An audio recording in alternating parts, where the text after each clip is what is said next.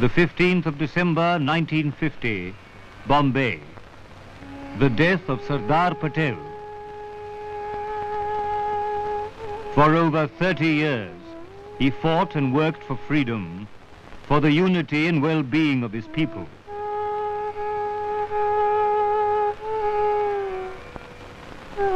There have been born leaders, and there have been leaders by chance, by wealth, and by luck. This peasant patriot was a leader by merit. His life was a gospel of devotion, determination, defiance, and dauntlessness. Diligence was his choice, discipline his creed. On one of his birthdays, Vallabhbhai Patel said, I am extremely touched by the affection that you have shown. I have said things, some of which may be harsh, but however bitter they may be, they are a perfect dose of medicine that I give you. Vallabhbhai was born in 1875. He went to the primary school at Karamsad and learnt the 3 R's.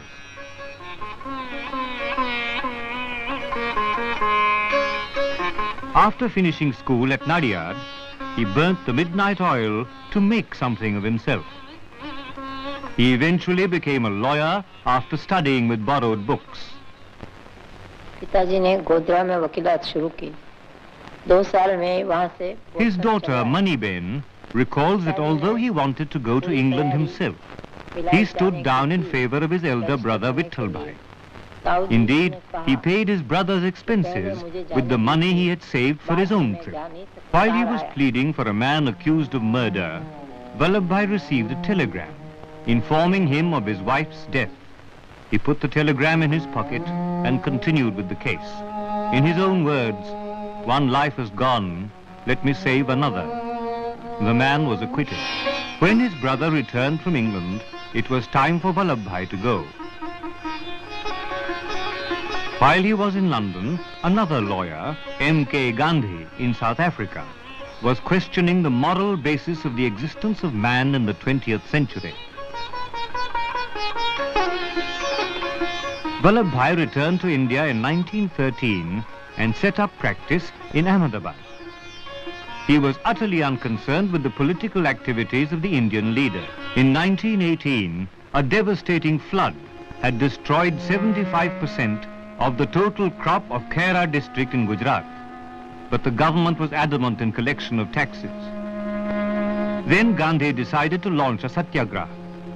In that situation, Vallabhbhai realized that Gandhi was a man of action. He gave up his practice and volunteered to work for the cause.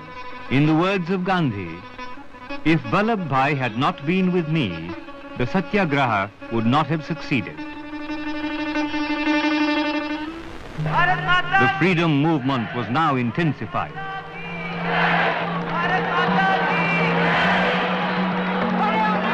In 1920, Gandhi gave a call for a countrywide non-cooperation movement and boycott of all foreign goods.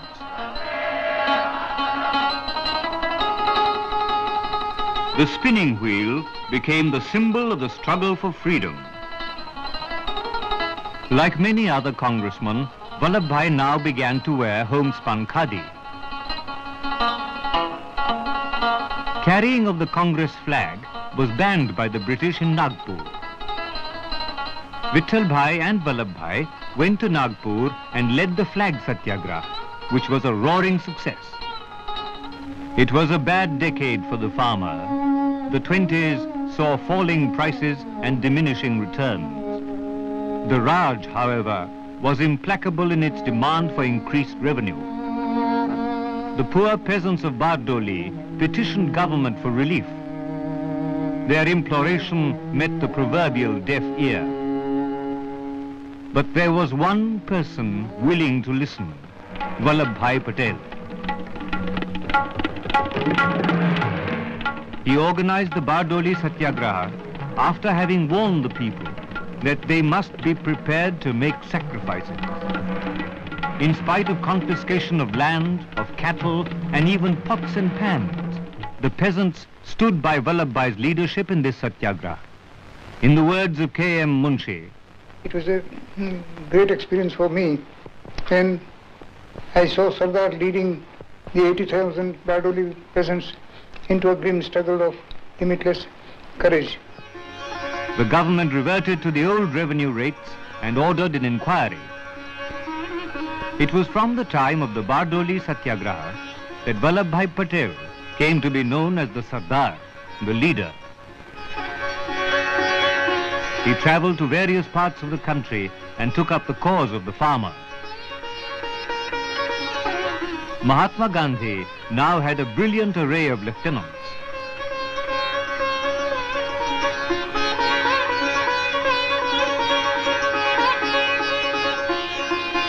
In 1928, the All-British Simon Commission came to India to recommend constitutional changes. The exclusion of Indians in a matter so important infuriated the nation. The Congress decided to boycott the commission.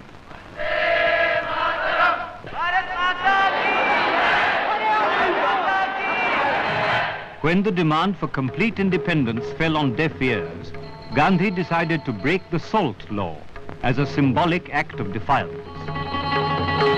Sardar Patel was given the task of going over the route of the march from Ahmedabad to Dandi to enlighten the people.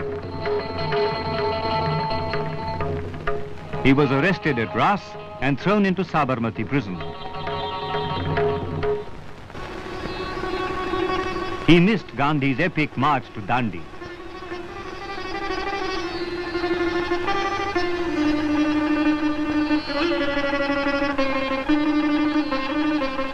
In 1931, Sardar Patel was elected president of the Karachi Congress.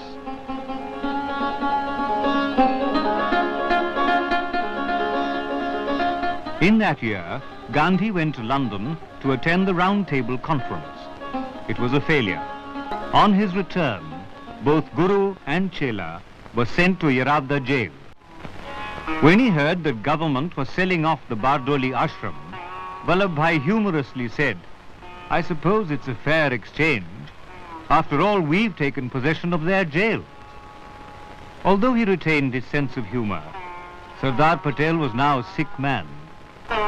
During his detention, he had lost his beloved mother and elder brother Vittalbhai. In 1936, the Congress decided to contest the elections to the provincial legislatures.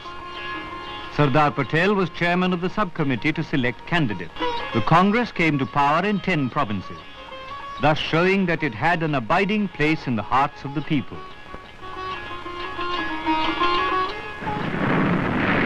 When Britain declared war on Germany, the Viceroy dragged India into the war by issuing an ordinance without consulting any Indian leader. The Congress wanted to support Britain on one condition, that if the war was being fought for democracy and freedom, that freedom should extend to India at the end of the war.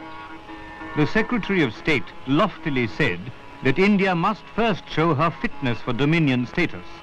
All the Congress ministries resigned, and leaders called upon the people not to support Britain's war effort. As the Japanese approached the Indian border in 1942, Roosevelt prevailed upon Churchill to seek a solution to the Indian problem. Sir Stafford Cripps brought to India proposals for an interim government, vaguely promising independence at an unspecified time in the future.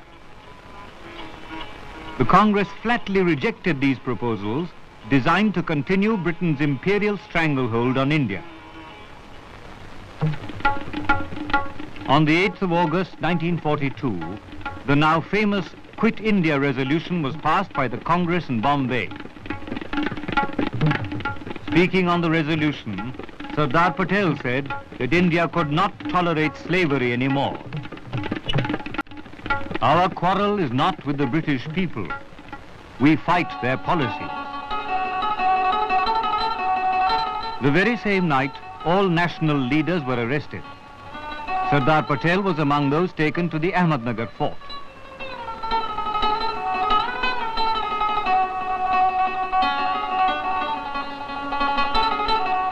The British could and did physically lock up Mahatma Gandhi and his colleagues, but not their ideas. An apparently leaderless nation continued Gandhi's non-violent war. Reprisals followed. More than 1,000 people were shot dead and more than 3,000 grievously injured. Over 100,000 people went to jail. Never in history had there been mass civil disobedience on such a scale. When the war in Europe ended, all national leaders were released. They were invited to Simla by the Viceroy, Lord Wavell, to discuss constitutional changes. Unfortunately, the parleys broke down because of differences between the Congress and the Muslim League. But events were moving fast. When Japan surrendered, the Labour government announced that elections to central and provincial legislatures would be held. The Congress won an overwhelming majority in the Central Assembly and in 8 provinces. A cabinet mission composed of Lord Pethick Lawrence, Sir Stafford Cripps and Mr. A.V. Alexander came to negotiate an agreement for the transfer of power. The agreement had to be acceptable to all political parties. The bitter rift between the Muslim League and the Congress could not be bridged. The cabinet mission proposed its own solution. A constituent assembly came into being and an interim government was formed headed by Jawaharlal Nehru. Sardar Patel was in charge of Home Affairs and Information and Broadcasting. Eventually, the Muslim League joined the interim government with Liaquat Ali Khan in charge of finance. But the Muslim League continued to agitate for the creation of Pakistan. There were communal riots all over the country. Partition became inevitable. Lord Mountbatten was the new Viceroy. It was decided by all the parties concerned that transfer of power would take place on August the 15th, 1947, to 2 independent dominions. In independent India's first government, Sardar Patel became the Home Minister. He was faced with a tremendous law and order problem and the problem of millions of refugees escaping from Pakistan. In his own words, let us get on with the job in the hope that we will do it well, and the faith that despite the shock which the whole organization has received from the recent disturbances, we shall acquit ourselves creditably in one of the great rescue projects of history.